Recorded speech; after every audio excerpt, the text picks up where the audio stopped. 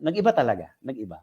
And then, So, nasa you puso still take yung mga maintenance, Doc, or ay nakatago na po. Sorry sa mga doktor ko, but pag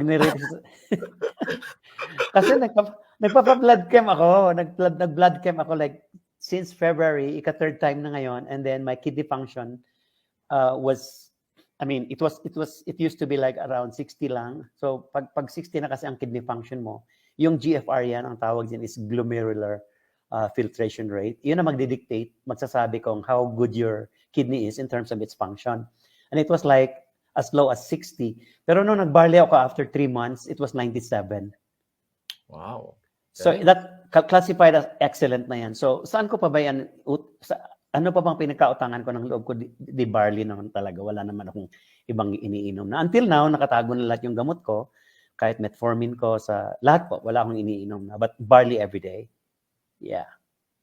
Ayun. Wow. Very inspiring, Doc. Doc Dante, salamat po sa time nyo, no? Nasa Sure po. US, It's an honor po. USA. Saan po ulit kayo sa USA, Doc? Arizona, yes po. Arizona. Ayan.